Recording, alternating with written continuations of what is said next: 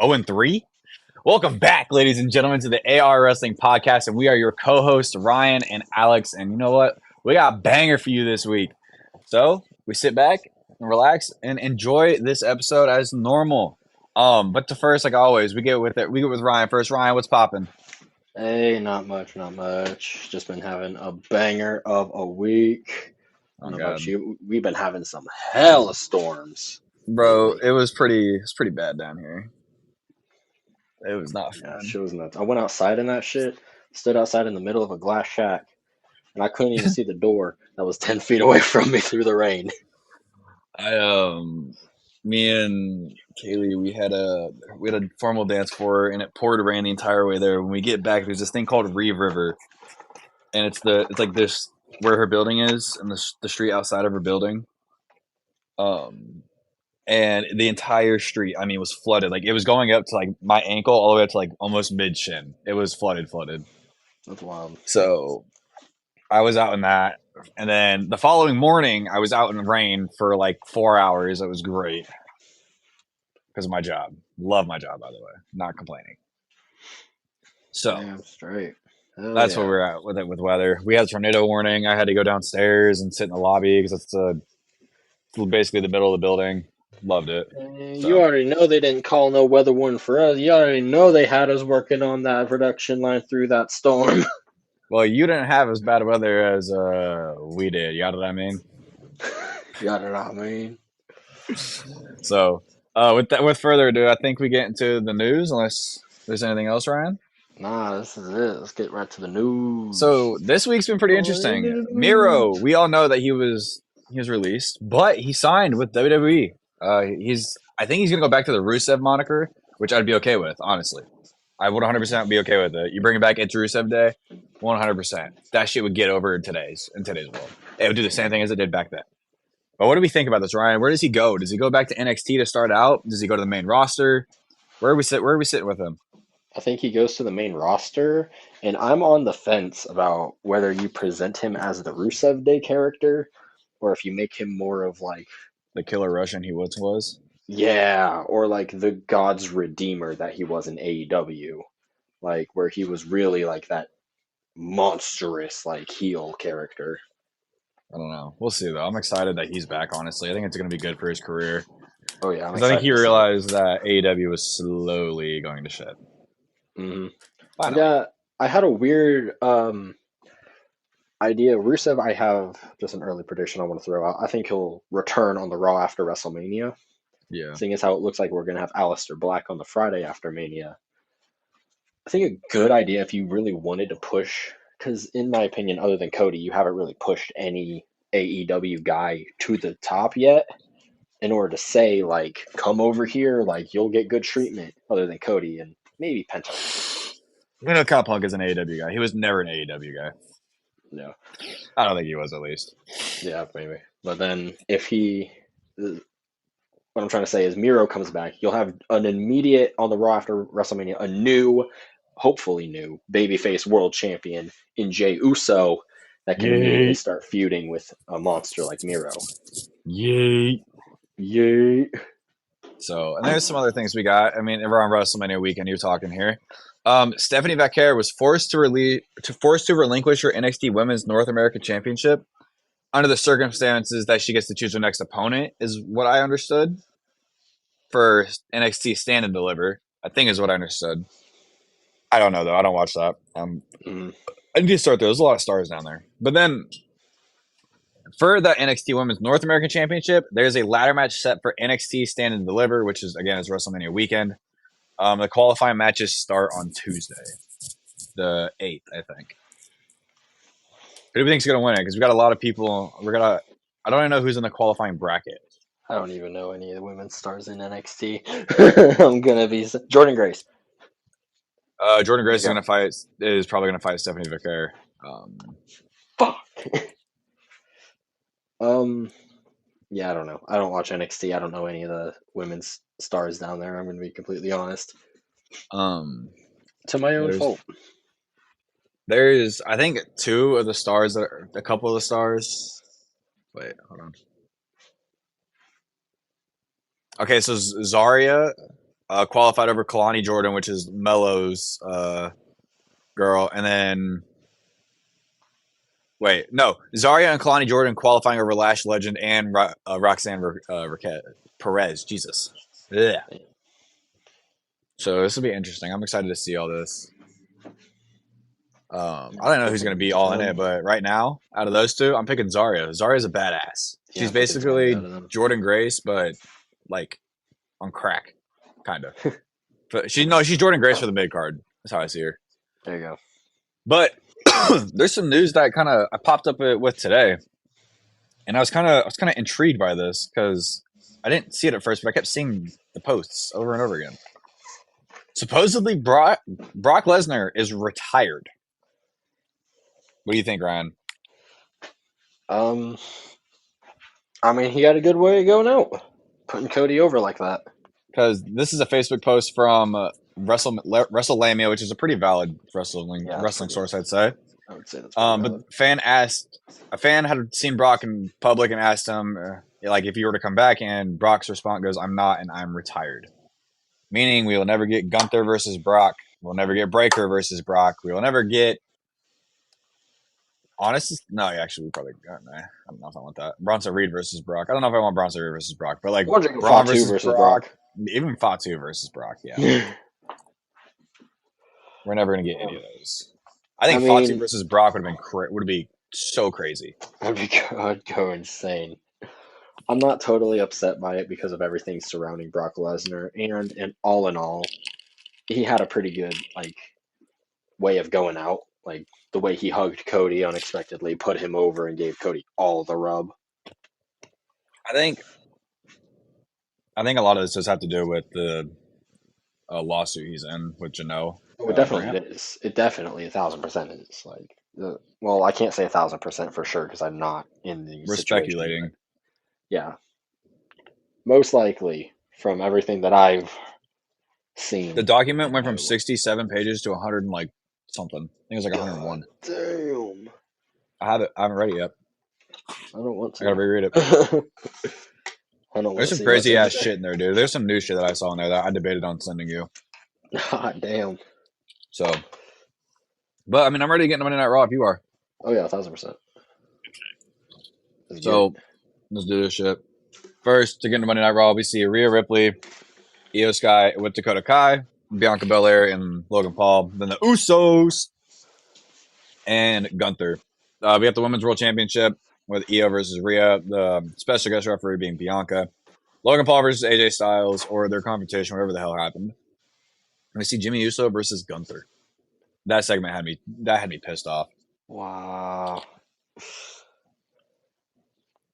So, kick off the show though with John Cena, and as soon as he comes out, he gets John Cena sucks chance, but he doesn't get a word out before we get Cody Rhodes, Cody. Oh my god, Cody Rhodes. But Cody comes out. He goes, "Oh no. We've listened to you talk for 2 weeks. Allow me to do your job for you. You're gonna cook me, right? So you're gonna end me. Where do you want to start? There's so much for starters. Like I have a list. Sometimes with the words with the letter S. I'll sit here and give you one. Stardust. We start getting Stardust chants, and he goes, "Man, it's gotta bother you. That's who you're wrestling at WrestleMania 41, the headline match, Stardust. What else? Bingo. Oh, this is a good one. I have an arm tattoo, but it's on my neck." Then you get some more Cody Rhodes chants. He goes, "I got booed in a company I created.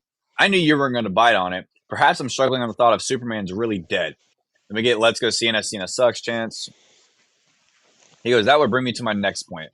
I don't think your words have matched your actions. I think the last 2 weeks, you've lied to them. I know you care about them. Look at them. Really? Like, why?" I like how he threw the shade at his own failure of a company. Mm-hmm. I'm not going to lie. Yeah, MJF tweeted something about that, but he can suck. Like, his tweet was kind of irrelevant. So Cena fires back with it. He goes, "I'm not going to put myself down to your level. You've been protected long enough. Also, I'm not going to cook you. I'm going to bury you, just like I buried everyone else. Mind you, Wade Barrett is on the commentary table. Dude, that was the craziest part of this. And poor Mind Wade. You, And they've been saying for years, John Cena buries talent. I don't bury talent. I am talent. I buried mediocrity. He doesn't give a rat's ass about Cody's list or his failures. You've manipulated your way to the top. Your ego outmatches your ability. I've been so great that they can give the company, I can give the company to my chauffeur. He goes, Cody Rhodes, your champion, is a slimy pickpocket. Just because he stole the blueprint, he can run the kingdom. You, with that, disgust me. You sat by my side for years and stole all my secrets. You're still underwhelming. I tried to drill it into your egotistical skull. You didn't listen and it shows. You're too perfect. You're too rehearsed. You rely on them singing your name to get by. Actually, you're just like the Pied Piper because all you've ever done is catching a tune into loving. All you've ever done is find catching a tune, a catching tune into loving mediocrity. Strip away his entrance and his music. There's nothing but pinned stripe, nothing but a pinstripe suit. And I bet your last dollar I could body you. He doesn't act or work like me. He doesn't look like you. You don't look like you. You don't act like you. You're still afraid to show who you are. And he gives us like a generic mix of every. He gives us like a generic mix of every star he's ever loved. It makes it look like you're a 16-year-old scared of public speaking. Like he started bodying like Cody here. He goes, "You showed me you're mediocre. I've worked too damn hard for that." Then he says some crazy shit about him being like a nepo baby, like some wild shit here. He goes, "It's not where your tattoo is at. It's where your tattoo is. You're a common fan like them, but after WrestleMania, it'll be great for you because you can go buy the toy belt that they buy and call yourself their champion. The real champion is taking that and going to expose you for who you are, an errand boy who got lucky." Do we think? Do we think this is? Do you think this was able to do what John did to other talent, like this promo alone, like he did to like in my opinion, he did it to Roman very well. When Roman was stuttering in that promo they had like He did it, 2016. yes, but the only difference is that Cody was able to hold his own. Like Which is Cody true. took Cena's strongest right and he responded with an uppercut of his own and rocked Cena equally, I feel like. He goes, John, he didn't expect to say this, but maybe you're right. Maybe I was chosen. You know who chose me? They chose me. Can you say the same? Or was it one guy in the office who isn't here anymore and we don't talk about? Let's go ahead. Let's go ahead. Strip away everything from me. Who the hell knows who they are? I mean, I'm Cody Rhodes, and if anyone is a company creation, it's you. I know you got more dick in that promo than you do in your jorts. You want to make fun of me while you hang out with Zac Efron and wishes you were 16? Dude, What a softball. what You the saying you created all this? You created me. Don't act like you left WWE better than you found it. There are two of us in this ring right now. What I'm going to ask you between you and I is which one of us sold out to The Rock. And he gets you sold out. Chance goes, John, you still are. Wait, sorry. You are still my hero, but you're also a piece of shit. And be a piece of shit, Chance, which I love that. And John fires back with, just like all these people, your brain is filled with shit, not facts. I've worked 100 times harder. I was never protected from a crow taking their best shot at me, or a crowd taking their best shot at me. It's stupid for anyone to try to put me in the ground. No one is worthy, so I did it myself. That's why I never left. I've always been here. No matter what, I find a way to make it great. You left because you can't wipe my ass. I make empires for billionaires. All you've ever done is steal money from their kids. See you at WrestleMania, champ. And as John goes to leave, Cody fires back with, never once, though, have they chanted, you can't wrestle. John gets in the ring. Cody throws the mic. And Cena goes for a cheap shot, but Cody hits the crossroads. Oh my god, dude! Oh This my is god. this is the fire for WrestleMania we needed. This is the promo that really this program needed, bro. That was amazing. I feel like I Triple was H losing it. gave us edgier content and decided to back off of it a little bit. And then when he backed off, he realized how much that was a fuck up because he realizes that he can get Yeah. away with everything now. Yeah. Like I definitely like the edgier, the more just this, dude. This was awesome. Like that's all I can really say. Like, and I also don't think that this is the last time. I know that this is seen as last advertised appearance, but I That think pisses that me we're off. gonna get. I think we're gonna get an unadvertised appearance. Is what I'm trying to Oh say. yeah, I think it's gonna be like the probably either this coming Raw or the week before WrestleMania because we're 2 weeks Yeah, out. yeah. There's no way that this ends with John Cena getting laid out with the Crossroads, and then he shows up next to WrestleMania. Like something else has to happen. In about 2 weeks and about 4.5 hours, we'll see the new WWE champion or the same WWE champion. Hell yeah. I'm pretty So excited. this is a recap. We also get a recap of everything since Rio versus Io Part 1. I was not going through to type all that. We know what happened. Yep. And so the New Day last week, remember they demanded their match. They wanted a match, right? But they had to, earn it. So New Day comes out. They were whatever. Pierce comes out though. He goes, "You're right. I told you need to earn it." And he introduces New Catch Republic, Tyler Bate and Pete Dunne. I still don't like his name. Yeah, neither do I. What was I forgot their old name? We were heavy on it too. British What was strong it? style. Yes, dude. British strong style is so much better. But during the match, New Catch Republic starts out high against Woods. And then Kofi gets sent to the outside. Dunn takes out Kofi, and Bate takes out Woods. Pete Dunne though gets the hot tag from Dunn or Pete Dunne. Fucking Bate. I was typing fast here, and goes crazy on the New Day. Bate hits an airplane though, making Kofi dizzy. And then Dunn actually ends up breaking Woods' fingers. Kofi hits the SOS, but later on, Woods is able to strike the ref, causing Kofi to take out Bate. New Day hit their finisher for the win. Kind of giving them the shot. Mm-hmm. And so Kathy Kelly comes out. out, congratulates them, whatever. They're the biggest dickheads on the earth right now. Like, Woods calls Kathy slow. They want the tag gold now, though, and they demand what they're owed and deserved, a title match for the World Tag Team Championships. And the War Raiders come out, and they stand face-to-face with the New Day. Do we think New Day's going to take it from them? I do, but I also find it absolutely wild that Woods was allowed to call Kathy Kelly slow. Yeah, that's what I'm saying. That was wild. That blew me. So, well, yeah, I do think they will probably take it at Mania. How about you? What you thinking? I'm thinking Raw before WrestleMania. That's what I'm thinking. Raw before Mania. Yeah, snaps. Because I don't think they're going to do anything tag team championship at WrestleMania.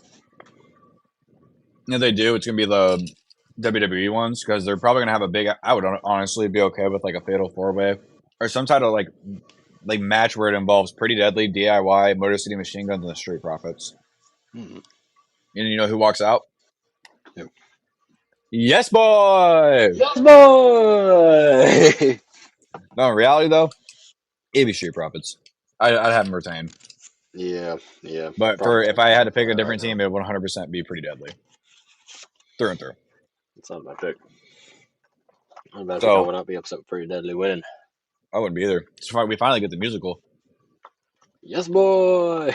Man, give us the musical at WrestleMania. What are we doing here, Triple H? Swear to God, bro. It's been like a year at this point since we've been talking about this musical. Look, it takes time for production. Okay, understandable. They got to get funding, got to hire actors. That's what I'm saying. Great. So we did replay. Today. Rome was not. That's just true. Rome was not built today. But after this, we did a replay of Gunther taking out the Usos after their match last week. Jimmy and Jay are in the staircase. Then we see Jimmy slapping Gunther. Kind of just shit that's happened over the past couple of weeks. And Jimmy Uso's backstage. Jay comes in, hyping him up. He goes, honestly, though, I'd feel better if I was out there with you. Jimmy's like, no. Tonight's different. The whole world beating down you, bro. And I'm going to go out there and silence the doubters. There's no ring general tonight. And Jimmy says him and Jay are both going to beat Gunther. Jimmy goes, yeet. All right. Jimmy goes to leave, but Jay pulls him back. And Jay goes, dude, I hear you. Just be careful. Then we see Gunther walking in the ring after this. And dude, this had me like, I was feeling for Jay because like, I'm a brother. Like, me and my brothers are super close. And so I understood. Like, I go to fucking bat for those little shits. So, but before we get to that, get a promo video for Mick Foley versus Triple H, January 2000 at the Royal Rumble. Just another thing, for your headliner. Bianca seen backstage getting info on how to be a ref. And then we get Jimmy Uso versus Gunther. So the match starts off hot before Jimmy eats a boot. And then basically Gunther, kicks Jimmy's ass outside the ring for a little bit. Jimmy is able though to reverse before commercial, hit a back body drop, then hit a suicide dive on a Gunther. Come back for Jimmy later on, hits a superplex, which leads to an Uso splash, and then Gunther powerbombs Jimmy. And Gunther goes for the pin and pulls early. And basically, he does this for the next few minutes. Gunther taunts Jimmy, and then he locks in the sleeper for the win. Here's the thing, though. Gunther's music plays. Jay's graphics shows after the match. So I'm like, okay, something's about to happen here. Gunther locks in the sleeper again. Jay comes to Jimmy's aid. And Jay and Gunther spill outside the ring, and Gunther runs like the big Austrian bitch he is. I'm gonna hold on. I'm gonna stack that. I'm gonna stay on that. Gunther a bitch. So, we come back from commercial though. We think things are all done and over with, and we see Jay helping Jimmy come back. And where am I at here? Gunther returns, takes out the Usos though, and Gunther powerbombs a security guard onto the steps, takes out rest security, and then Jay ends up getting zip tied into the ring post. And Gunther zip ties Jay's wrist to the ropes. And as Gunther goes after Jimmy and sends him into the barricade, Gunther kicks Jay and taunts him in the ring with the World Heavyweight Championship. And then Jimmy gets on the apron and gets hit with the World Heavyweight Championship. He's all bloody, and Gunther is using Jimmy to taunt Jay. And Gunther hits a powerbomb onto Jimmy, lays into him a little bit more, and as he sees he has his blood on Jimmy's blood on his hands, he washes himself in it, tastes it, and then spits it. I'm like, bro, you are an animal. But Gunther and Jay play tug of war with Jimmy until Gunther locks in the sleeper again. Jay says he's going to kill Gunther, and security finally gets in the ring. And honestly, in my opinion, Gunther should be suspended. Fuck him. And he's going to whip Gunther's bitch ass back to Austria. Which is exactly what Jay's going to do. Nah, well, maybe, or you probably will. But dude, this was fucking awesome. I understand you're upset because you're the Uso guy, but from my perspective, as the Gunther guy, as the Gunther guy who doesn't have a brother, I'll even say this was fucking awesome. Like, oh my god, it was a good segment. Completely covered in Jimmy's blood afterwards. Like, it looks like he killed him. Like, what the fuck? I literally thought Jimmy was that fucked up. Jimmy's gone. He was actually busted open too. There was no that was no capsule. Yeah, no, you can see like after he wiped it off his forehead, it kept flowing.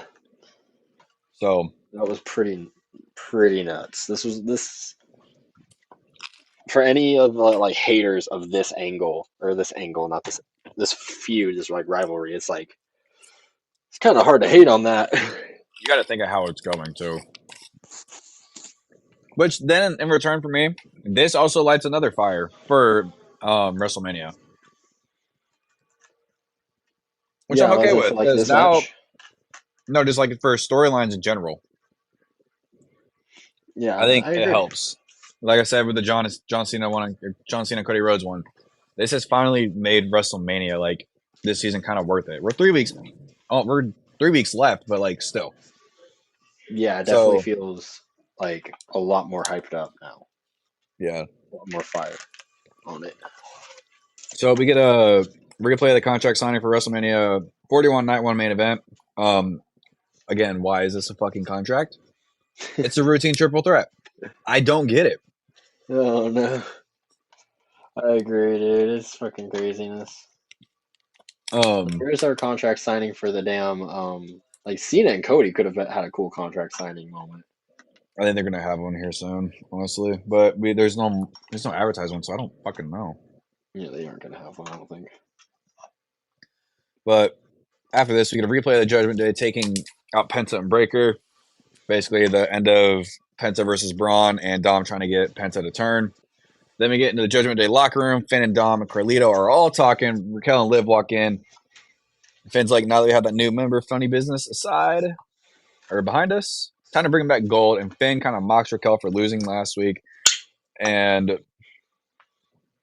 then Raquel and Liv turn to Carly and tells him to go help them.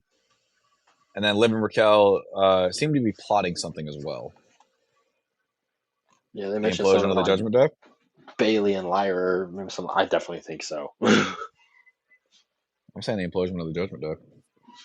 I think that's coming soon. I think that's going to be like the catalyst. I feel like if SummerSlam 2024 was the beginning of the end of the Judgment Day, like the ending of that iteration of the Judgment Day, it'll be WrestleMania 41 now. That is the final nail in their coffin.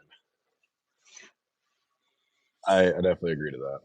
So, but after this, so we get to Penta El Zero Miedo versus Braun Breaker versus Finn Balor and Dominic Mysterio. And honestly, I want to say this: if they ever put Breaker and Penta as a team, I know they probably ever won't. I would be okay with it though.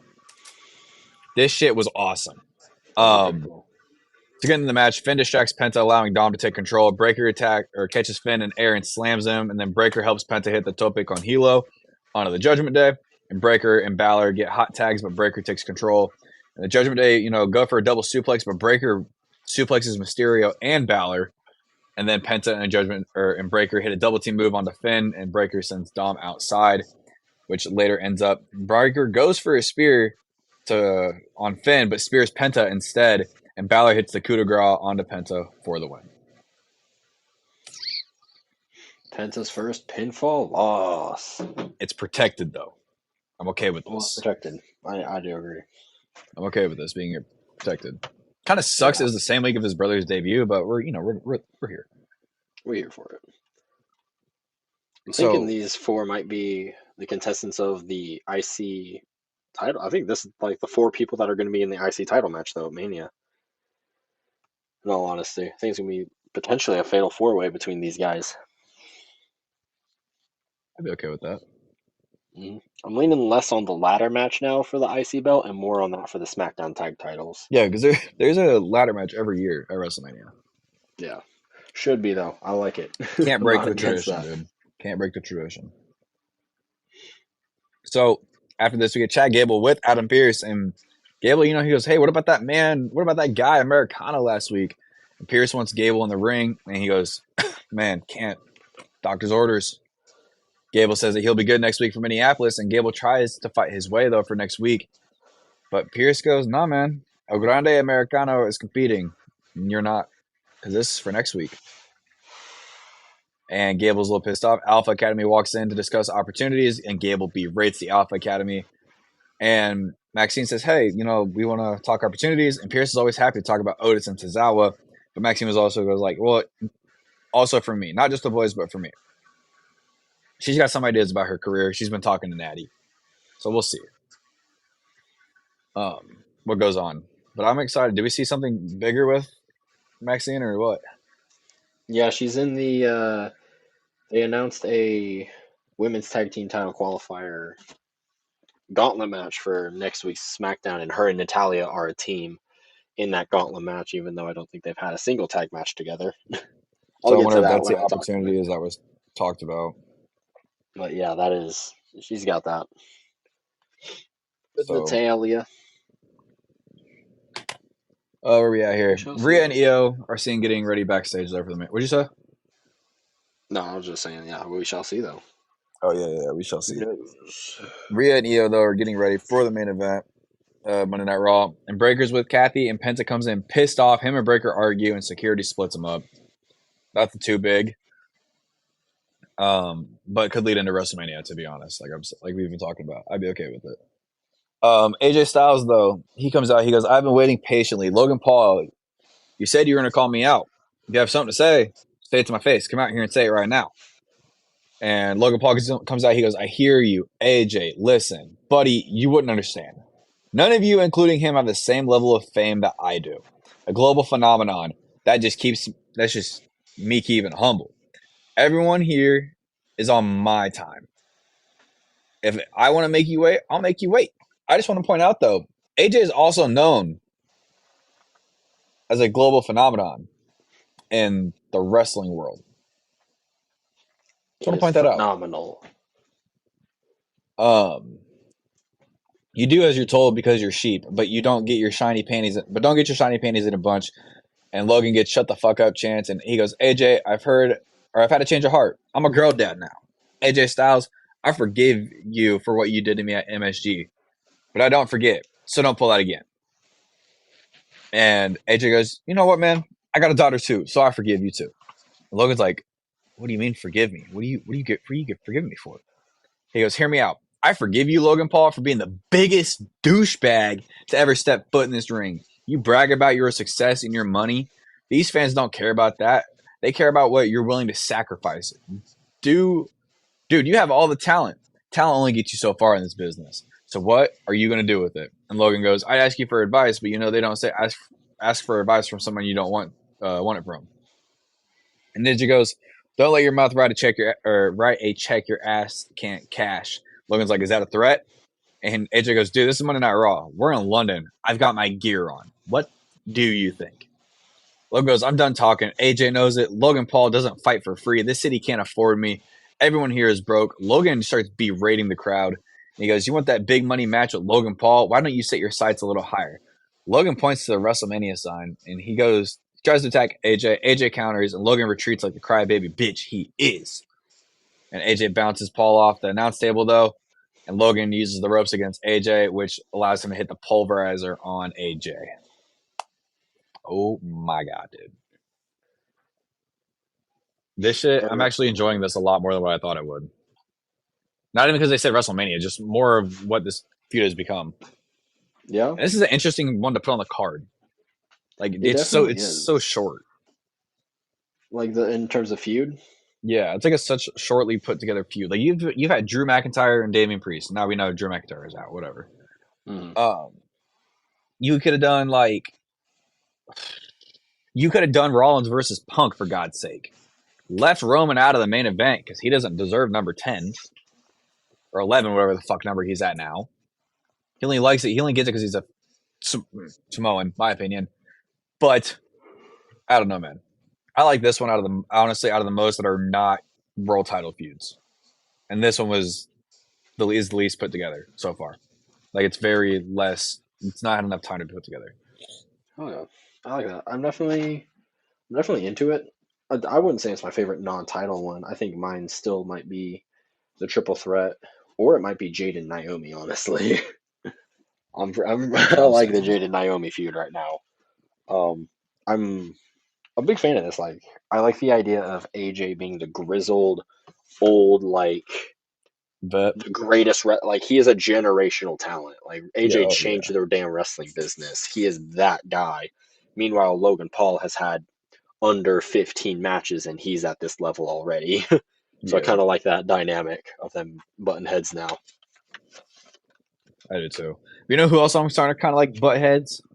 Who? Lyra and Bayley. Honestly, I think Lyra's gonna start butting heads with Bayley once we start heading to WrestleMania. We're 2 weeks out, so I can see some of WrestleMania. And Jackie's with Lyra. Congrats her and says, what is Lyra's focus with WrestleMania in the future?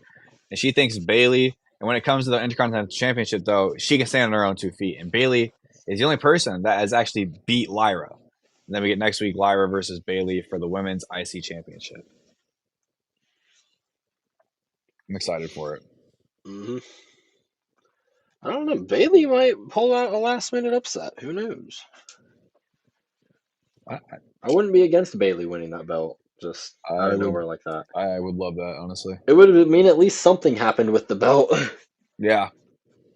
And so after this, we get a replay of Gunther taunting Jay and beating on Jimmy, and we learn that Jimmy's being tended by medical staff, meaning he didn't go to the hospital. No, he's just chilling in the back right now. So like, oh, we got him here. Yeah, don't worry, he's here. Duct tape and glue. We learn Bayley versus Lyra for the Intercontinental Championship. Meanwhile, we're in Minneapolis, Minnesota, so don't forget, we might get some tippy time. But it's El Grande Americano returning to action, and Seth Rollins will be at Raw as well. Don't know why we need to announce a Raw guy is going to be at a show, but okay.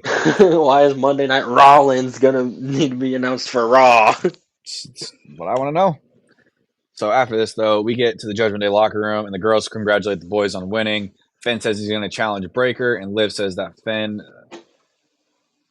Wait, Liv says that Finn said he won though, and is trying to get Dom to see what's going on later on in this conversation, and says that she's going to go talk to Pierce as soon as Finn is done to get Dom what he deserves, which might be that fatal four-way that you threw the idea for.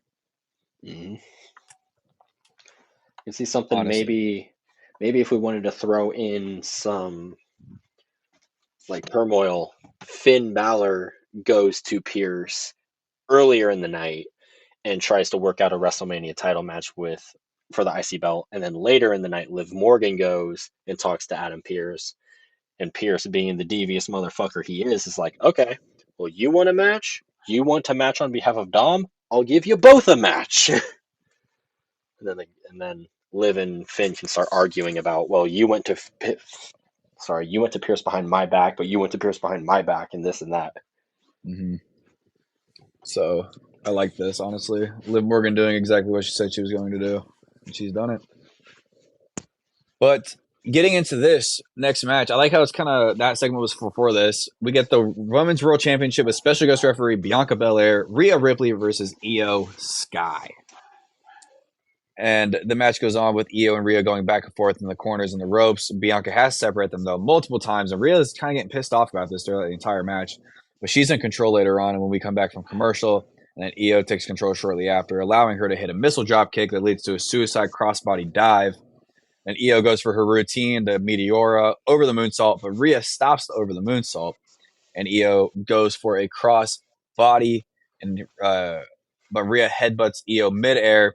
Rhea hits the razor's edge on Io, and at this point, I thought the match was over. I really did, because Rhea accidentally kicks Bianca though, and Rhea hits the Riptide for a 1, 2, 3, all the way to like 15, but there's no ref, which leads to Rhea slapping Bianca and leads to Io taking out Bianca as well. And Bianca calls the match for a double DQ. Both women confused, and Bianca and Rhea battle it out outside, but Rhea hits a moonsault on the both of them. All three of them fight in the ring, and Rhea hits a riptide onto Bianca and Io. And Rhea goes to leave and drags Bianca by her hair to the corner. And Rhea hits a second rope, top rope, mid or riptide, not mid tide. I apologize.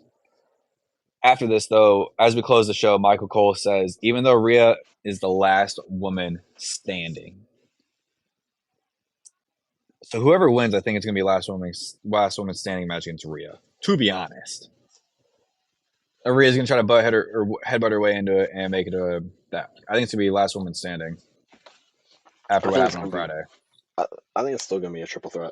I think we're still. No, I I'm think saying that like that. It's gonna be a triple threat, last woman standing kind of deal. I don't know how you can run that. That'd be a crazy one. Like, but I think it has to be two women down instead of one. You know what I'm saying? Yeah, that'd be the only way you could do it. That'd be nuts.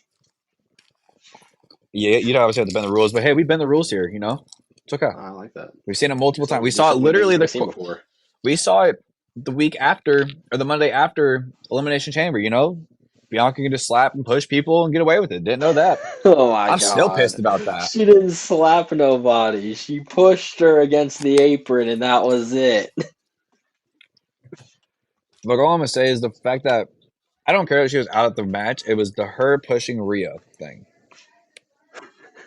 He's still on it. He's still not over it. So I don't know. All right. Well, I'm gonna stand on my business.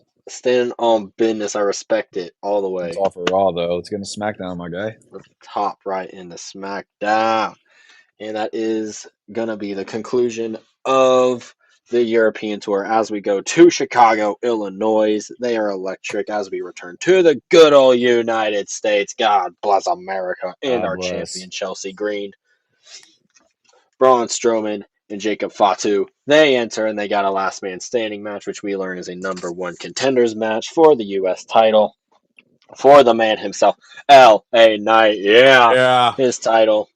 We also see DIY and Motor City Machine Guns coming in for their match later, as well as B-Fab, who has a match with Naomi.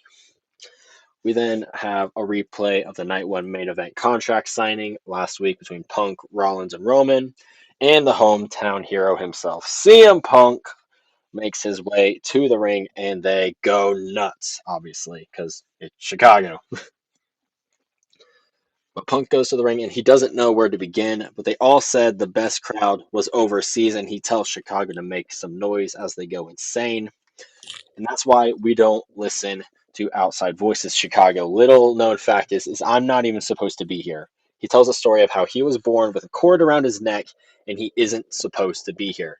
No matter what his goal is, it's always to make new fans. Right now, though, he wants to take a moment not to make new fans, but to thank all of the loyal ones. When they tell you you aren't supposed to be here, you ask them who's gonna make you leave. Nothing has changed just because he's in the main event of WrestleMania and the crowd starts chanting, "You deserve it." I agree with that, but maybe not in this situation. He deserves it. It should be like a big singles match for a world title or something like that. But I digress. Yeah. Punk goes, "I didn't deserve it. I earned it." He runs down, starting his wrestling career, making it to WWE, and beating John Cena's gangster chauffeur at WrestleMania. Every time he was told he's not supposed to be here. But now this is where the hard work begins. He says he needs to thank everyone from his hometown of Chicago, but first he needs to thank his wife, April. And we get a lot of AJ Lee chants, "Bring her back, please." He thanks Larry the Good. dog, and we chant for Larry. Larry, Larry, Larry. Larry, Larry. He wants to thank everyone who supported him and stood by him the entire way. He thanks the entire city of Chicago and all of the fans here tonight. And now the hard work begins because he's got a date at WrestleMania, and he promises he is going to kick Seth Rollins' ass and he is going to put a beating on the tribal chief at the main event of WrestleMania. We get a moment of cheering before, "Ladies and gentlemen, my name is Paul Heyman," the wise man himself. He comes The to the ring. wise man. He says that he meant no disrespect in being late to the city of Chicago and to his best friend CM Punk. Paul hypes Punk up and soon gets to business. He points out the last time they were in the ring by themselves, it was right before the Timu bloodline put him through an announcer's table, and he had asked Punk to take him with him. Then you had a hell of a fight with Drew McIntyre, and you took a beating so bad that you debated on not coming back. Paul said his tribal chief was in trouble, though, and at War Games he had no one else to go to. Paul, needed a favor, and Punk said he would do it for him, and he saved the bloodline. Paul has thanked him plenty, and he has another favor to ask of CM Punk. Punk smiles and he goes, "You got another favor to ask? Really? Got a lot of those." He asks what favor he can do for Paul Heyman real quick. And Paul asks if he can tell him the favor that he owes Punk. Roman Reigns right now is really pissed off, and he's pissed off enough about everything he's got going on, and he needs to know what this favor is between him and Punk. But Punk looks around and he goes, "Roman isn't even here." He says he'll gladly say it to Roman's face when Roman finally decides to show up to the show himself. And that's when he leaves the ring, and Paul is just like, "Ah, fuck." But yeah, we'll get more Dude, on that later, that obviously. that shit was crazy. And we do get to learn later on what the favor is. I'm excited for it. Spicy, I was kind spicy. of I was kind of a little upset about it, about how the Yeah, favor was, but I'm you know interested to what? hear your Like thoughts you all said on that. earlier, I digress. So Exactly. I'm interested to hear more of your thoughts on that. We, though, get a Ray Phoenix vignette because his debut match is next, and he is taking on Nathan Frazier. And first off, I really liked Penta, literally, as I already get them mixed up. Ray Phoenix's entrance, because it was kind of like, it was really similar to Penta's in a lot of ways. That there's a lot of flashing lights. There's like a sparkler wheel that kind of goes off behind him. That's different than Penta's, but sort of the same. yeah, I really like it, and I'm so pumped to see when they finally get together as a tag team. I wish though. Have you seen both of their like little logos? Yeah, yeah, I have. I like how they look similar, but in the same breath, I don't. Yeah, I cause get their brothers, but you can separate that. Like you did it for the Usos. yeah, The that. Usos are twins. I mean, when they first got to WWE, you couldn't tell them apart though. Mm-mm. At least now The only they're way you could starting do it was a off. face paint. they're starting off as singles guys, but they're still showing that they have correlation with each other at least. Mm. We though get into the match as Phoenix and Frazier, who, by the way, I think it's like his first ever main roster match. So there you go. He's an Hmm. NXT Tag Team Champion, I'm pretty sure. Phoenix and Frazier, they flip and fly faster than I'm even able to type out as I'm taking notes during this shit. Frazier hits the ropes off a dive, then Phoenix scores. Whoa, shit! What the fuck did I type? Hits the ropes off a dive, then Phoenix scores in the air. I don't know. I'm not gonna Or skip that score. one. Fuck it. Fuck He it. soars I through the didn't type airs. English. I didn't even type English on that one. But It after says he they soars. go crazy and the commercial happens, Frazier is knocked off the top, but still climbs the ropes for a superplex and hits a neck breaker. After running the top ropes and scoring the Goodbye Amigos kick, Phoenix is able to plant Frazier into the ground with a fire driver. I think that should have been the finisher in all Oh, that should honesty. have been the finish. It was fucking crazy. But after a kip up and a few big kicks, Phoenix is able to hit the Mexican Muscle Buster for the win, or I type the It's MMB as I'll it's abbreviate it. literally the Penta driver. Yeah, pretty much is the Penta driver. A little bit of a variation on it, but The quite fire driver. literally. The fire driver should have been the Fire finish. driver should be his finisher. That move looked gnarly.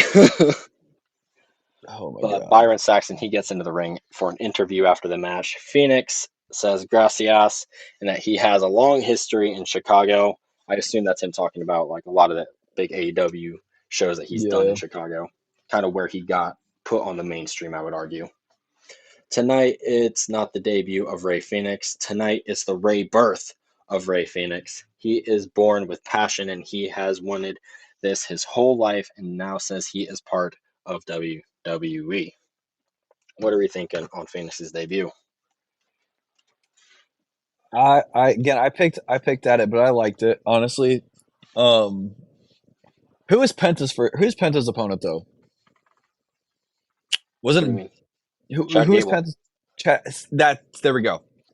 Why are we putting Ray Phoenix against a NXT guy when you have guys like Chad Gable, not Chad Gable himself, but guys that can wrestle pretty well against Phoenix? Like you have he has the talent for it. Frazier can do it, but why not do a main roster guy? What makes Ray Phoenix different? I don't know. I Who don't know. knows? It was someone on I was Minro. okay Well, though. I was originally, okay with his win. actually, if you had you actually hear any? Excuse me, that was any reports that actually happened before this. It was No. actually said that Phoenix was supposed to have a match with Andrade. There was a really Oh my early god, schedule of the SmackDown script that it got like leaked or something like that, and it had hmm Phoenix versus Andrade on the card. But then that got scrapped or something like that because of some sort of backstage issue or something like that. And then Nathan Frazier got called in. bro, that'd have been so good. Oh my god, it would What have are we been doing? insane. But it does sort of bleed into what happens next because Andrade has been sort of loosely connected with this next group. As Santos Escobar and Legado del Fantasma are watching this all happen backstage, Santos likes what he sees and he thinks about adding Ray Phoenix to the group. And Berto says that he's nothing more than a flash in the pan and they are family. Berto says that he's better than Phoenix and he is going to prove it.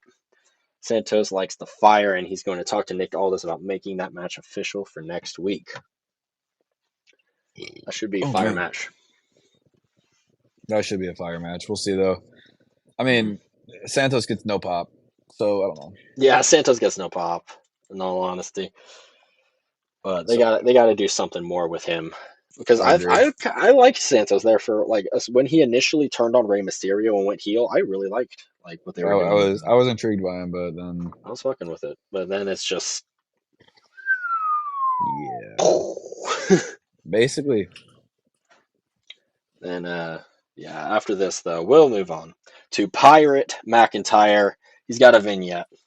He's back, well, backstage maybe. He goes, "It wasn't enough that I gave you everything that you ever had." I assume he's talking to Damian Priest, obviously. He Hmm. goes, "I was responsible for every opportunity that you had to brag about being champion, about all your successes, all the people you bragged about being champion to. It was my title." Then you realize that nobody cares about Damian Priest unless you're feeding off of my scraps, so you screwed me over out of both of my opportunities to main event WrestleMania. And all I asked for in return was a verbal explanation to poke holes in my logic, maybe face me like a man. But what did you do? Do what you always do. You hid in the shadows like a vulture, and after I had defeated Randy Orton, you attacked me and threw me into a windshield. I can live with my back being broken, but you put shards of glass in my eye, and I may never be the same. Now I need to pray for you, and everyone knows that when Drew McIntyre prays, bad things happen. Oh Fired shit. at McIntyre, arg! Arg. He said, "I gotta draw dirt. I gotta draw dirt. And I guess what's got inside it?" dirt, I got dirt.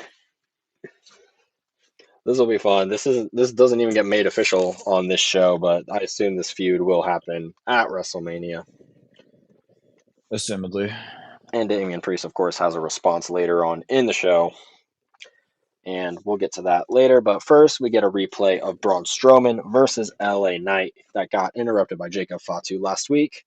Then Byron Saxton is seen with Braun Strowman, and Braun has had enough of Jacob and is about to show him why they call him a monster when he goes onto WrestleMania and completes his Grand Slam.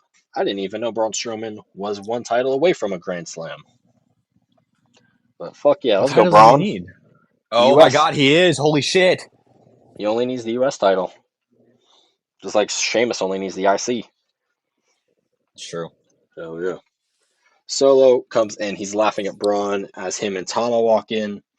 Solo talks some shit to Strowman and he looks ready to beat the shit out of him. Then LA Knight steps in. He tells Strowman he needs to keep his eyes on the prize and Solo needs to control his pumpkin head ass. And Solo says he's got a lot of balls coming over here interrupting him like that. And LA Knight points out, yeah, they're massive. Yeah. Tama comes Yeah. in. He goes, yeah, yeah, yeah, yeah, yeah, yeah, yeah. Tama Yeah, tells yeah, him yeah, yeah, that yeah, he yeah, needs yeah. to worry about him tonight because they got a match. And Knight responds that he does worry about him just a little bit. I mean, look at you. Listen to you. You can make all the chitter chatter noises you want because tonight I'm going to be stomping your ass out. So get me a referee right now with everybody saying L.A. Hey, Knight. night. Yeah. Yeah. That brings us to the next match, obviously. LA Knight, our United States champion. He's taken on the Hyena Tamatonga. Yeah, yeah, yeah, yeah, yeah, Yeah, yeah. yeah. Our match goes on as Solo right away tries distracting Knight to no success initially, and then they brawl outside until Tama's head is dribbled off of the table, and Solo's distraction switches the momentum. Tamatonga attempts the leaping elbow, but the dummy fails miserably because it's not his move. This lets the perpetual motion machine hype up the BFT, but Solo tries another failed distraction that accidentally lets Knight hit a second BFT for the win. And of course, that's just our US champ. He run like that. LA Knight, yeah. And he goes backstage. And we'll cut to Byron Saxton now, who walks up to the wise man, Paul Heyman. He's in the parking lot because, of course, we got a show long storyline to get on with. So he wants to know about any indication CM Punk might have given about the favor, and Paul grabs the camera right away. He says straight into the lens, no matter what the favor is, the answer is yes. And as he is talking, a black SUV is pulling up slowly behind him, and this is like live now. As I'm even watching this, before anything happens, I'm like, "Oh, dude, it's got to be Seth. It's got to be Seth. Got to be, please." And Paul yells out, "My tribal chief, you've arrived!" And of course, the visionary does step out, and he comes up and he goes, "What? You aren't happy to see me? Oh, you were expecting the other Shield guy." He tells Paul that he looks horrible after the week he's had. Meanwhile, Seth has had a great week. After stepping away, he gained some perspective and he's formulated a plan. Paul has really dug himself into a hole with this whole favor thing. But this also affects Seth Rollins. So he wants Paul to let him know when Roman Reigns arrives because he wants to be there when this favor gets told. Walks away. And we get a dark, smoky vignette. It is Of course, probably going to be Aleister Black, but we get a lot of coin imagery, so maybe it's a hint at what his gimmick could potentially be. Maybe it's like flip a coin and I might take your soul, I might kill you, who knows?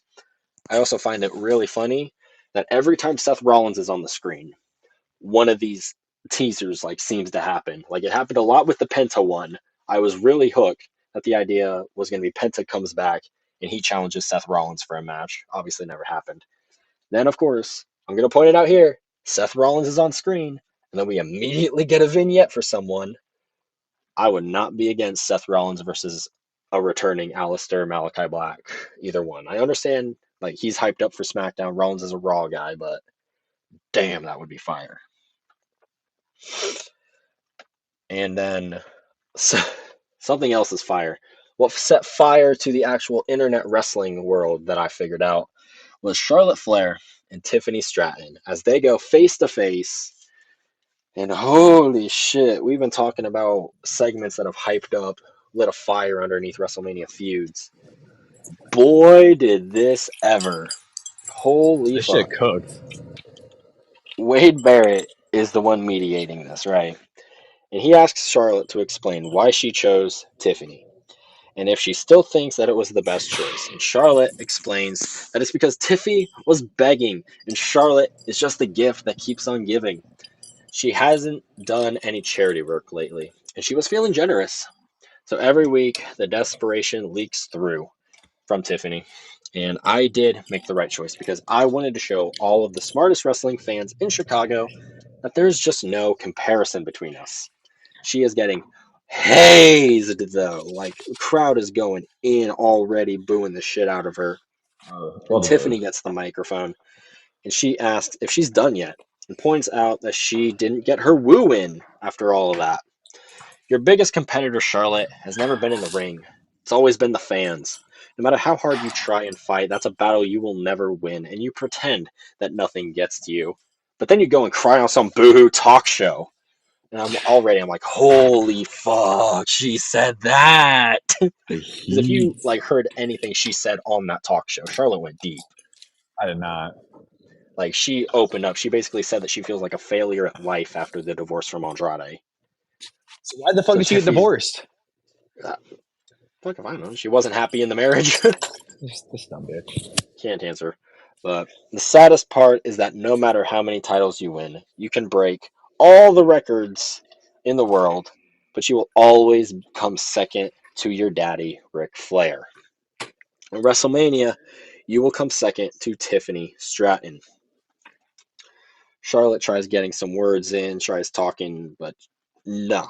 Crowd doesn't give her any chance. They drown her out completely, and it might be a combination of the crowd and her being taken aback by what Tiffany just said, because all the reports are saying that they went off script in this promo. Oh yeah, Like it both of them was went.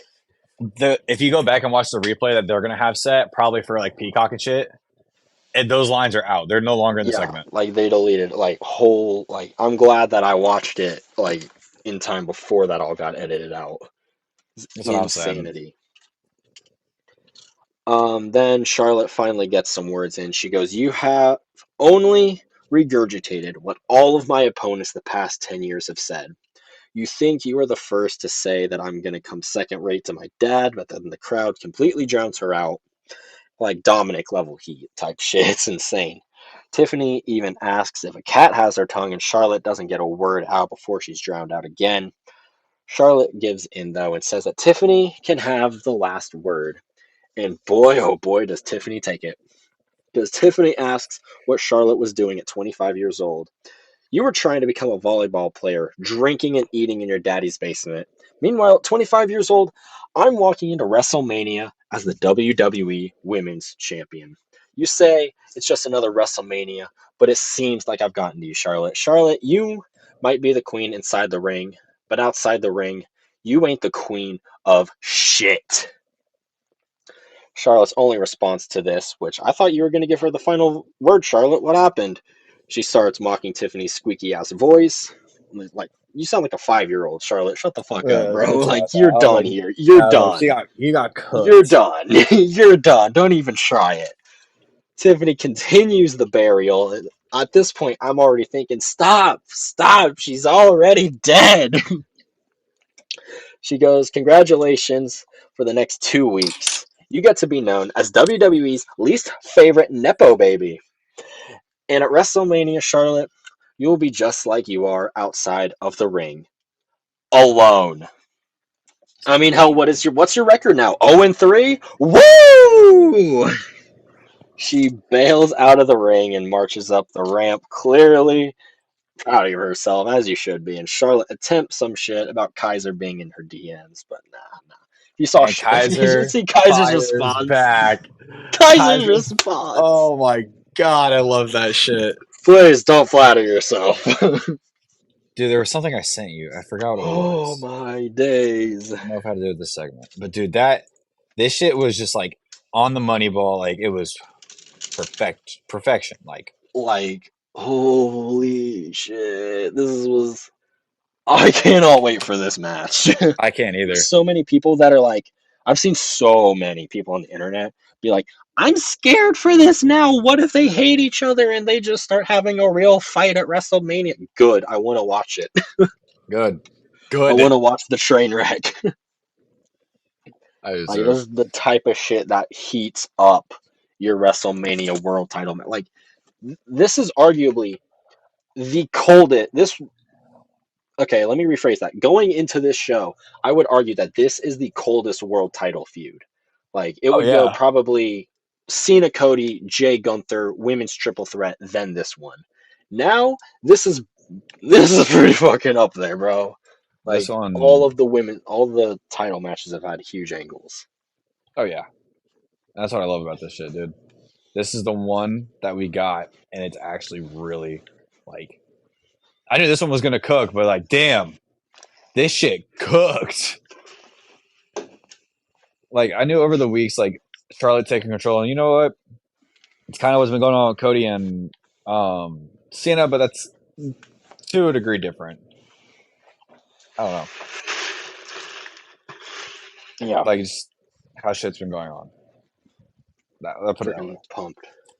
This Let's do this shit. was fire and like gives off energy like in the best way in my opinion. Gives off energy like the Nia Jax situation that happened with Charlotte years ago, the Yeah. Becky Lynch belt swap situation, but it's not Charlotte taking control and lighting. It's Tiffany finally getting her lick in, and she's showing that she can box with the big dogs now. Like, she's no pushover in this shit. Like, Oh my good god. for you, Tiffany. Like, after that shit Charlotte pulled in the split screen interview where she clearly like went off script and fucked over Tiffany in that way and tried Hmm. to undermine her, she deserved Yeah. it in my opinion. And I'm a Real shit. Charlotte fan. You're a Charlotte Totally deserved fan. it. I am a Charlotte fan. I think I've been pretty That's open about that. I might have just been like blanking shit, but that's crazy to me. I don't like Charlotte at all.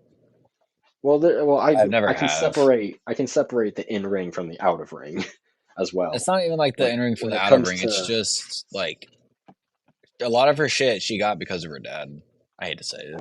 yeah, you can say that, but also she's a pretty damn good wrestler. Yeah, which is true. So in-ring ability, yeah, it's just like everything else to me. I could not like. She's just to me. I don't like it. Yeah, she's definitely doesn't deserve to have. She doesn't deserve to be as close to the record as she is right now, for sure. Oh yeah. But I feel like she gets too much hate. Like, in all honesty, like, I do think she is an all-time women's star. Like, Hmm. personal preference is obviously a thing. I like more in-ring focused stuff when it comes to watching wrestling, and Charlotte is definitely, in my opinion, one of if not the best in-ring women's wrestler on their roster right now. Damn near modern day fabulous Moolah type shit. Hmm. Some bad parts on that. Some very bad parts associated with that. Oh But man. Nick Aldis, though, he's backstage. He announces, this is something that I wasn't a big fan of, but I'll get to that when I announce the actual roster. Well, you know what? Fuck it. I'll talk about the roster when I'm talking about this. Nick Aldis talks about a women's tag team title gauntlet match. Number one contenders type shit. That's going to happen Yeah. next week. involving both teams from Raw, SmackDown for Liv Morgan and Raquel's titles, and that's going to be at WrestleMania.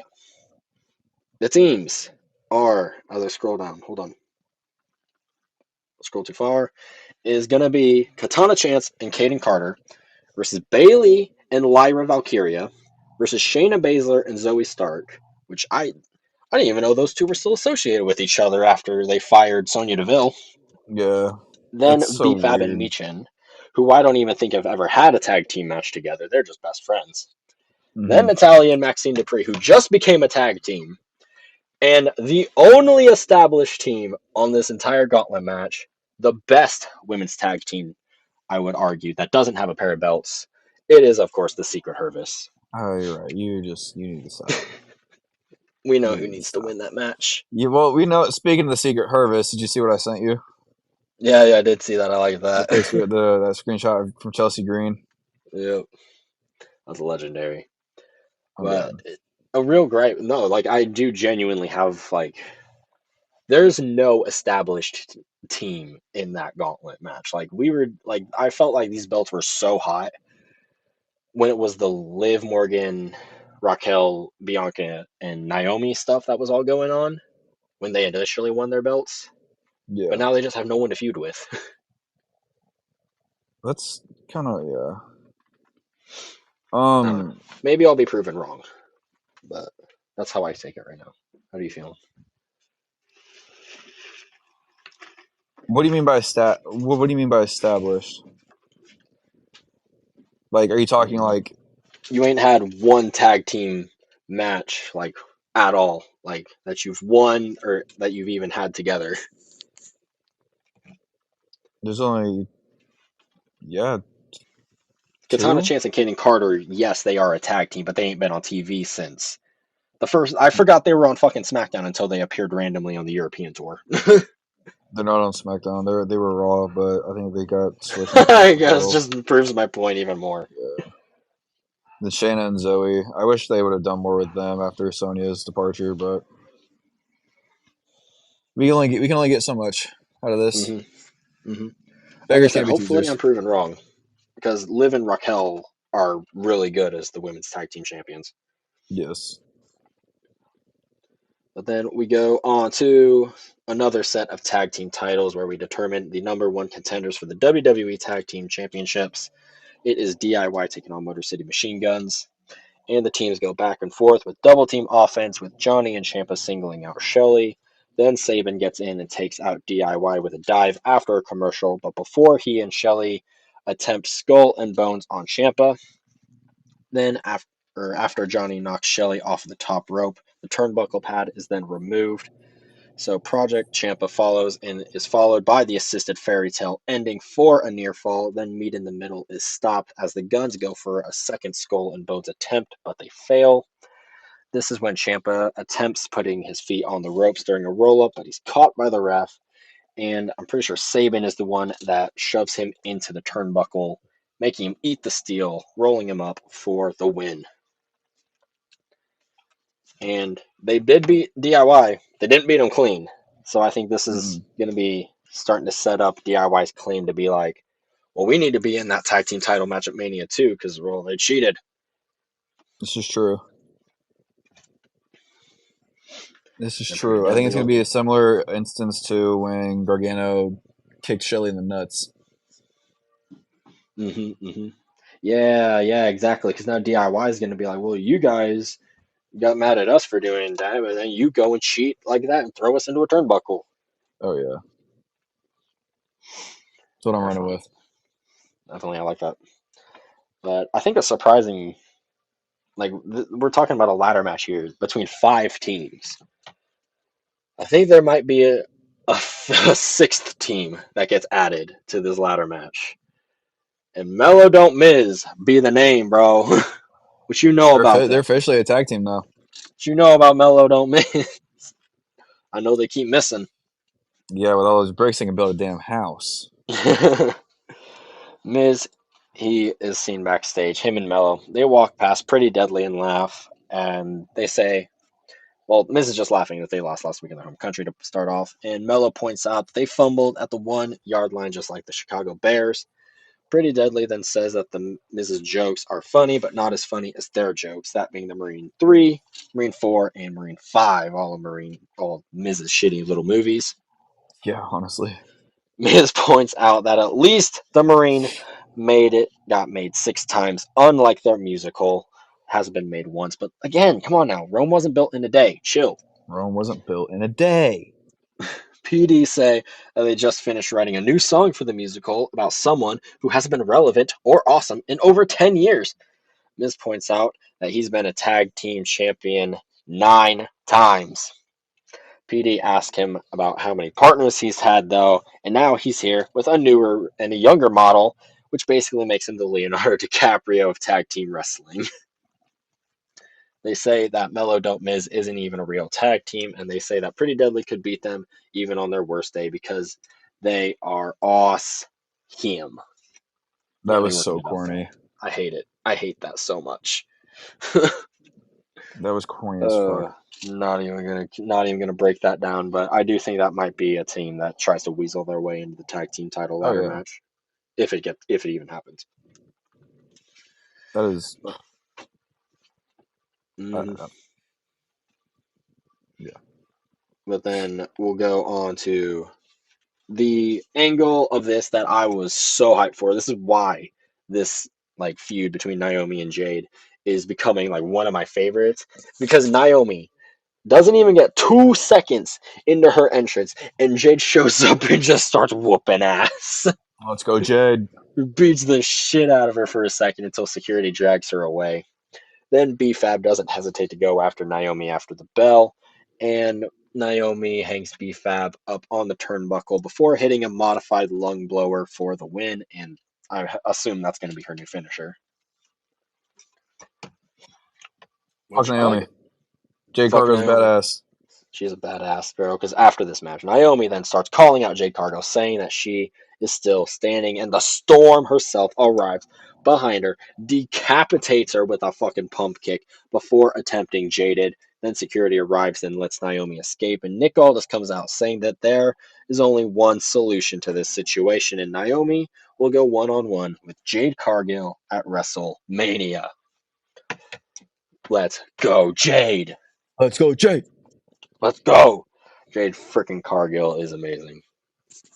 She's gonna whoop Naomi's ass from post to post, from coast to coast. Yeah, Post I to post, mean. coast to coast. Yeah, I mean, bro, I'm gonna be getting that shirt. You already know. I am I too. already know. I got that shit on pre-order. I just need that one shit put in. Mm. We'll get now a Damian Priest vignette, and he is seen calling out Drew McIntyre. He calls him the victim, and you want someone to poke holes in your logic. Well, here you go. WrestleMania 40, you couldn't put your personal issues aside with CM Punk, so I dropped your ass. I did my job. I cashed in Money in the Bank briefcase at WrestleMania, and you screwed yourself over. But I'm the villain, right? Then fast forward, Clash at the Castle. It should have been us, one on one. But this weird obsession keeps following you. So I do my job and I remain World Heavyweight Champion and you screwed yourself again. Money in the Bank. You should have focused on the moment when you cashed in. But your problems once again followed you and I remain champion and you screwed yourself. But I'm the villain, right? Rumble, Chamber, I eliminate you from both. Then you attack me like a coward and cost me my shot at main eventing WrestleMania.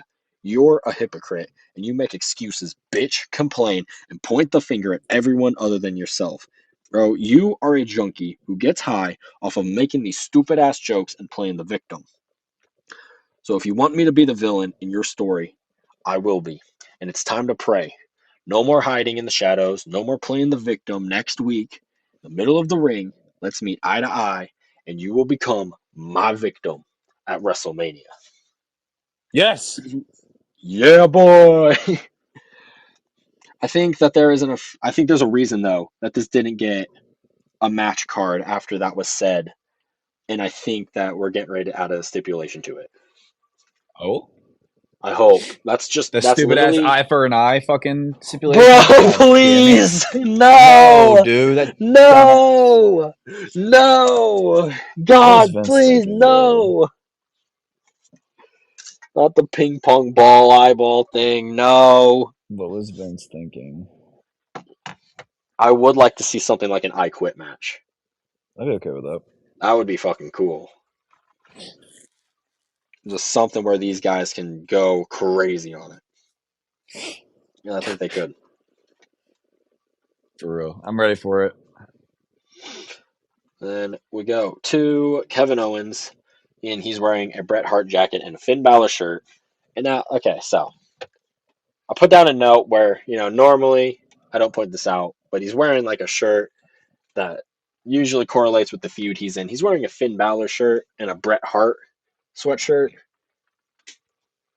And like, I just wanted to point that out because it's weird that he usually wears themed dress wear. And also, when I put that note down, I didn't hear any of the rumors that had broken earlier in the day that he I didn't was even going know to there be were gone. rumors. I didn't even Yeah. know that. So I wrote that note just completely like arrogant of everything that was happening. Then a vignette plays that goes over the history and legacy of Evolution, which just so happens to correlate with the Hall of Fame being, promoted there. Oh my Nothing god. about Lex Luger, nothing about the natural disasters, no highlights from Austin and Brett. Nothing for It's all Michelle about the McMahon. game and how you play it, all about control. God damn it. Nick Aldis, our SmackDown GM, on a more somber note, he's in the middle of the ring. He points out that there's reasons that they don't say, or that they say, don't try this at home. And there's a fine line between being able to do this next week and not being able to do it ever again. Kevin Owens then comes to the ring and he explains that for 25 years, I've given everything that I've had every time I've stepped foot inside of this ring. And he's had experiences and the chance to take care of his family that you can only dream of. But there's a price that needs to be paid to live this type of life, and that is the toll it takes on our bodies that every man and woman in the back there pays. 4 months ago, he says that he suffered a serious neck injury, and they didn't know how bad it was until this week. Now he has to go out and he has to get neck surgery. And the timing couldn't be worse because he's not going to be able to wrestle Randy Orton at WrestleMania. The short of it is he doesn't know when he'll be able to come back to the ring again. He will never take the time he has in this ring for granted or anything for granted again. But he wanted to say thank you and that he is sorry to the fans. There was a report, I don't know how true it is, that said that Kevin like estimated time could be like upwards of 2 years of when I he saw comes back. that. I saw that. Like I don't know how real it is. I hope that it's not that long, but all the best to Kevin Owens. Hope he gets better. I think wrestling is just better with him in it because he's just a modern day GOAT in my opinion. Oh yeah. Bro's awesome. And Randy Orton then arrives. He locks eyes with a second before Kevin Owens leaves. Nick says that Randy no longer has a match for WrestleMania and immediately gets dropped with the RKO. Randy stares at the Mania sign for a second before leaving. My question's now, though, what happens to Randy at WrestleMania? Well, I'm not going to answer your question because I just want to point out Randy's already paid off this fine. He Randy already paid has. off the He fine. has. He has already paid But off the now to fine. answer your question, what happens with Randy now? I don't know.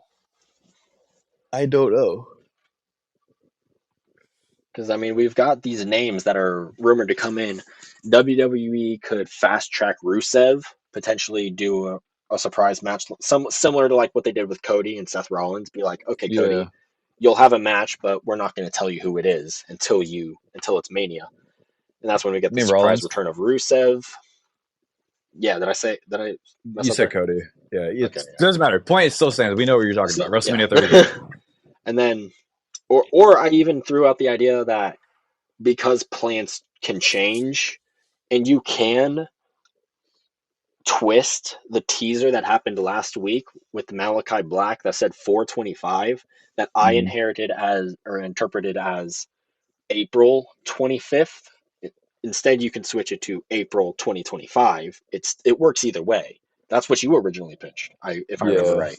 Yeah, I And pitched a month in the year. you can say it's the month in the year and just have Malachi Black fast track and debut or re-debut at WrestleMania against Randy Orton now. Mm. Mm. Those are just ideas that I was throwing out there. Right. But then another one is that he could potentially help Cody Rhodes against John Cena and The Rock in the main event of night 2. And I've seen people pitch the idea that hell, we could just do Nick Aldis versus Randy Orton. Shit, I'd be okay with that. Aldis is eating 2 of them in 2 years, three, hmm 3 years, something like that. Oh, Yes, yeah, we're building that feud up slowly. slowly but surely. What you got any thoughts on this though? On When anything it that I just said? comes when it Anything comes to else? Kevin, I thought it was bullshit for a second, but then I started seeing shit. I was like, man, this sucks. Because I understand this is not something you play around about. Like these, like you don't start out a promo of saying there's reasons we say don't try this at home. Like hmm some crazy shit's about to go down, and some sad shit's about to go down. Someone I had saw was like 2 years is crazy. Neck injury, that's some bullshit. And someone comments under, he goes, "You ever heard of Edge? Yeah, You ever heard no of?" shit. That's the one I'm worried about. Like, what if this is the last time we see Kevin? That's what I'm saying. I Very hope well it's could not. be. I'm hoping it's not. I pray with everything that I got in wrestling that it's not. Honestly, But yeah, dude, this is just a bummer. In all I honesty, was blown away about it. I was very blown losing away. Kevin Owens like this for this amount of time, like damn. But like I said, all the best to Kevin Owens. Hope he gets better soon, Agreed. and all the best to his family as well. Because Santa can give obviously him a this can't haluva be kick on easy his for them. couch. There you go. Yeah. Dude, when this originally happened, what I immediately thought when he said neck injury was the Royal Rumble. That ladder bump he took off the announcer's table, Yeah, like when he went, like you know what I'm talking about, the Alabama Slam. yeah. That's what I thought originally, but then it's like 4 months. That wasn't 4 months ago, so I don't know. Four We'll months probably would have never know exactly what it been. was. Did he have a match at War Games? No, Was he in because it? we had pitched.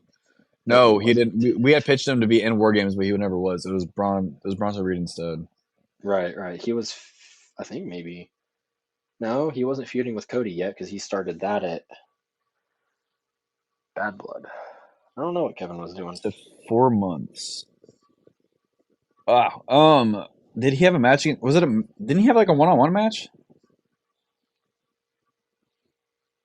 I swear he did. No, he didn't. He didn't have what? When the fuck did this happen? Maybe it could have happened on an indie show, more or less. To Yeah, think it about it, could then literally just have been like wear and tear, like yeah, from because he wrestles a pretty rough style. I mean, hell, yeah, sad shit. But we'll move on. Hopefully now to something a little more exciting. It is big meaty man, smacking man meat smacking the man meat. in the last man standing United States title #1 contenders match. Jacob Fatu versus Braun Strowman. And Fatu immediately hits a dive to Strowman, starting this fight as he is making his entrance. And what's in the ring? Fatu immediately scores a pair of moonsaults, getting an 8 count because he's on his Fatu shit. Then, after brawling ringside during a commercial break, Braun gets a table set up in the corner, looking to have the advantage until a dive switches it up. Fatu eventually gets nailed right in the face by a chair, letting Strowman charge him into the timekeeper's area off of the Strowman Express. This gets a 9 count off both men.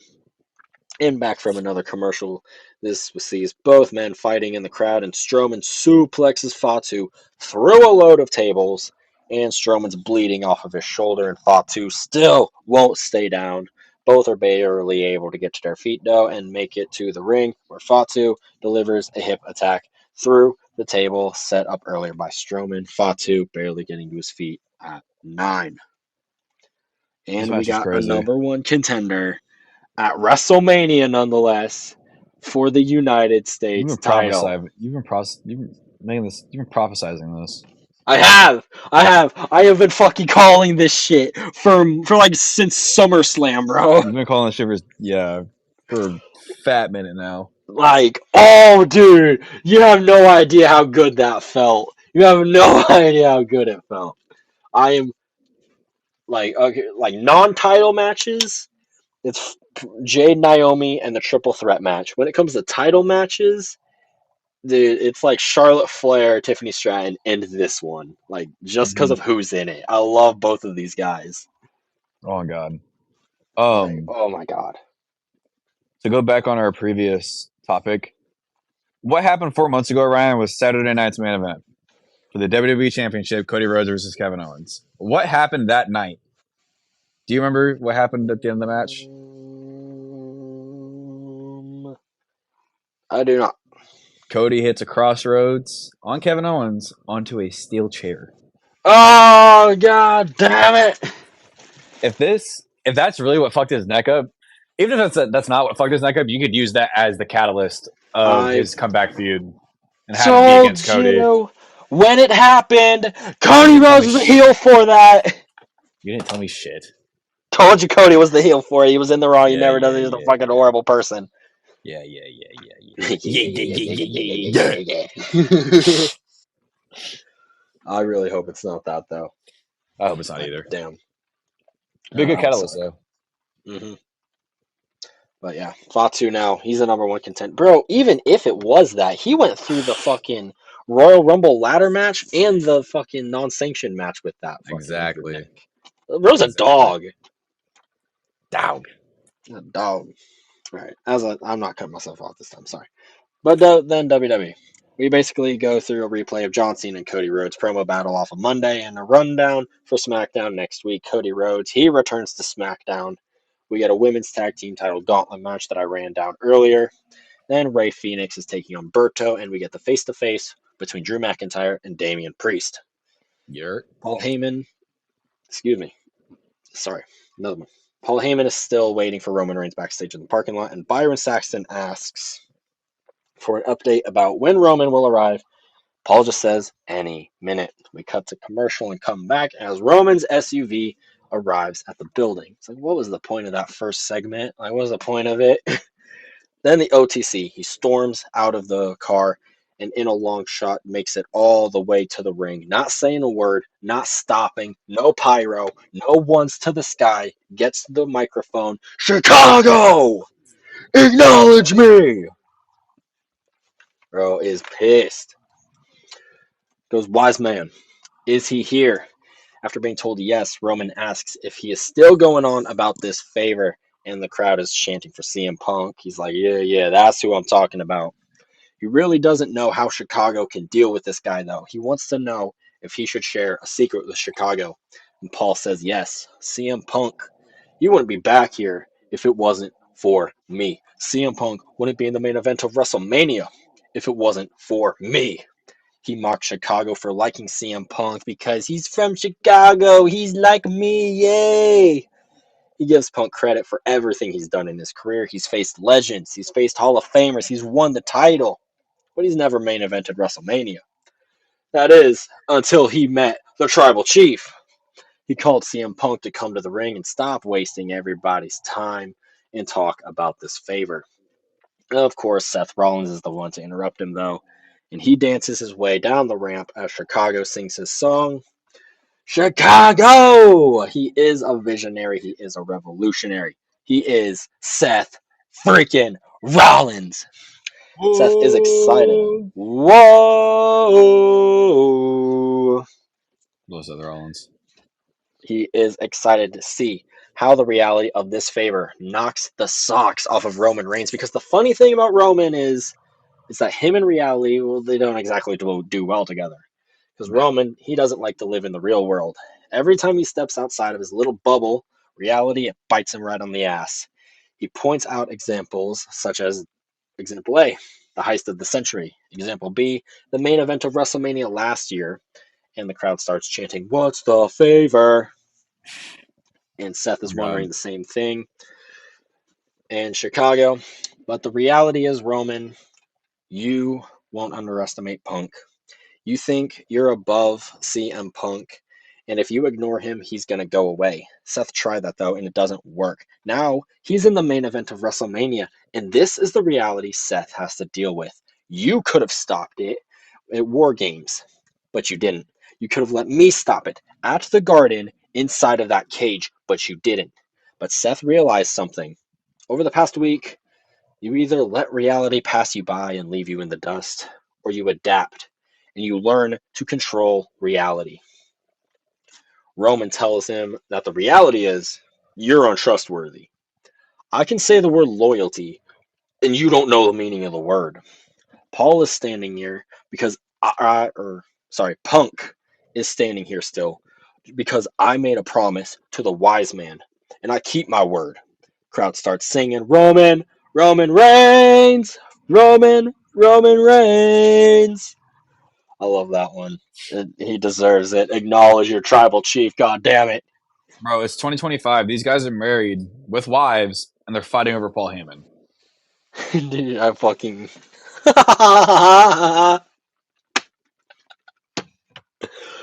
Oh, you putting it like that is so fucking funny. I love it. Reality is, though, for Roman Reigns, I didn't call you out here. I called Punk out here. Seth, he holds up the mic and says that you came out here to call out Punk. I came out here to listen to a favor. There's only one thing missing. The crowd then goes electric for Cult of Personality. Round two. Punk gets the microphone and says that everyone keeps asking about this favor. This is about friendship, though, a legacy. It's about promises made, about promises kept. He looks right at Seth Rollins when he says this. It's about loyalty. Paul, this goes back to Louisville, Kentucky. OVW, when I showed up, they told you that I didn't belong. You were told to fire me, and you said no. Now you're wise, man. He is wise, beyond his years, Roman. And you prophesied to this, Paul, on national television on Monday Night Raw. Just because everyone else forgot about it, it doesn't mean that I have. So let's run it back even further to the night you left this company on Big Show's bus. You, me, Show, and RVD standing there, and I mistakenly made it about myself. I said to Paul that they were going to fire me without you. I'm nothing, Paul, without you. So please don't leave. Paul said that he would be fine, and he looked him in the eye and said that when you main event WrestleMania, you need to force them to deal with us. He gets right into Roman Reigns' face and says, well, they aren't here anymore. So I am going to force you, my tribal chief. I'm going to force you out of your comfort zone, and I'm going to force you to deal with us at WrestleMania in the main event in my corner, your wise man, my best friend, Paul Heyman. Seth is absolutely loving what he sees, and he's laughing at Roman. Paul looks like he's going to break down right now. And Roman, well, he just laughs. He goes, is that the favor? That's it. You understand he loves me, right? He needs me. I saved him. And even if I let him, he wouldn't. Wise man, go ahead and smarten this desperate fool up, but let him down easy. Paul stays silent as Punk's smirk grows bigger, and Paul eventually starts crying as he looks ready to fall apart. Roman looks at him and asks, are you crying? You better wipe him up and tell him no. I took you in. I made you relevant. Now tell him no. Paul pulls that face. That face, bro. It's the angry. I can't even describe it, but it's a I know face what you're he talking only about. pulls when he's pissed off. As Roman turns his back to him, and he's like, oh, you son of a bitch. And he goes, I'm going to give you one more opportunity. Now tell him no. Paul takes a second and he goes, no, my tribal chief, I cannot do that. Seth falls over laughing, and Roman looks ready to kill Paul as Punk attacks Roman from behind, laying him out with a GTS. Then Punk and Rollins stare off as Paul cries over Roman, and the show closes out. I want to know what you're not feeling about this before I rave about how I actually loved this. This is the favor. Punk having Paul in his corner. This is the favor. I like it. I don't like it. You pull Roman out of his comfort zone. Perfect. Whatever. But you're asking Paul to be in your corner? Brother, this isn't your first. This isn't a true main event for you. Why? Why? Why? Why? Why? Like, I don't know, man. This shit just it blows my mind. Like, I don't have any other idea. Just it doesn't make like for me. It doesn't feel right. That's gonna be Paul, or the favor was Punk wanting Paul in his corner. I don't know. I sit Yeah, here I and understand. I say it. Go ahead. I'm not trying to cut you off. I sit here and say what I say. So that's where I'm at Right. with it. I do understand the perspective of that's it. Like it should have been more, but at the same time, it's like if you really want to break it down and think about it, like if the favor was Paul, get me a WWE title match, why does Paul Heyman get to create a WWE title match? Like Real. even in storyline, Paul Heyman doesn't have that much power to just grant you a title match. Which is true. And like there's a couple other situations where you can apply the same logic. And then in from my point of view, I like this more because it relates to CM Punk as who's supposed to be just this down to earth, real guy in the world of pro wrestling. To him, it's not about it's he wants that moment with his best friend. Is kind of like how I'm seeing it. Is like to him, it's about more than it being that main event. It's about him getting to do it alongside the person that supported him from day one. Now, in the Right. meanwhile, he's also screwing over someone in the match, that being Roman Reigns. But I don't know if that's just his full intention behind that. Right. And then you've got the idea that Paul, potentially, this is just Paul turning on Roman after this. Or he could just not turn on Roman because maybe he comes out there, stands in Punk's corner, but he then helps Roman, like, and also helps Punk. So then Seth has to deal with a 3v1 essentially, which you can do something off of that after WrestleMania where Seth Rollins loses his shit. Like, what the fuck was that bullshit? I got screwed at WrestleMania in the main event, where he can go off and be unhinged or whatever. Or just leads to Paul helping Punk and Roman take out Seth during the match. And then Paul is seen literally like standing in the middle of the ring, Roman on one side, Punk on the other side. Paul can have a steel chair in hand, and now he's just got to choose. Oh shit. Like like they can both be on their knees, and it's like who are you taking out, Paul? Like whose side are you on? Because it is crunch time to decide. Need to know type shit. And fuck it, he can whack Roman. Because I'm ready to see Roman run it solo, Loki, and Needs to, also it can dude. just feed into his character, Loki. Like Yes. him having those abandonment issues that everyone turns his back on him, because that can then be the catalyst to where he goes back to full heel tribal chief. I don't know. I think Mm. that was peak Roman, but maybe you think different. No, I definitely agree. We'll But see yeah, though what happens with Roman. we Honestly. definitely shall. It was an interesting episode of SmackDown. I think this is probably SmackDown has definitely been lacking, in my opinion. I don't know Oh how you yeah. feel about it, but it's definitely been lacking these past few weeks. This is probably the best episode they've had in a while. Oh yeah. I agree to that. It's been a fat minute for that show, and I'm not saying like it's because it's the B show, but I mean Raw's been kind of lacking too until this week. Mm-hmm. So I think Triple H is finally hearing us and shit like that, where we say, WrestleMania doesn't feel like WrestleMania season. Mm-hmm. Now after this week, it kind of feels like it's WrestleMania season. Yep. Come on. Yep. Definitely feels more like WrestleMania season. I'm hoping that we can continue it with the next 2 weeks of shows. Mm-hmm. It should be fire. Hopefully, a surprise appearance by John Cena. Maybe an appearance from the final boss. The Who final knows? boss. The Rock. Yeah. But yeah, that is it though that I got for SmackDown. You got anything else you want to add to the show? I don't know. All right. Well, ladies and gentlemen, thank you all for listening to another episode of the AR Wrestling Podcast. Make sure y'all check out our socials. Go to Twitter, AR Wrestling _. Our Instagram is AR _ Wrestling _. Spotify, Apple Pod, and iHeartRadio is AR Wrestling Podcast. Go into the search engine of YouTube and put in AR Wrestling 1020. then subscribe to Twitch or follow it, or whatever it is on Twitch. I haven't looked at it recently. Twitch.tv Twitch.tv. /AR_wrestling. Make sure y'all follow that and get ready because season 2, we're going to get cooking on there. Get some live streams going, maybe some live reacts to shows. Who knows? But, ladies and gentlemen, we will catch y'all in the next one. Thank you! Thank you!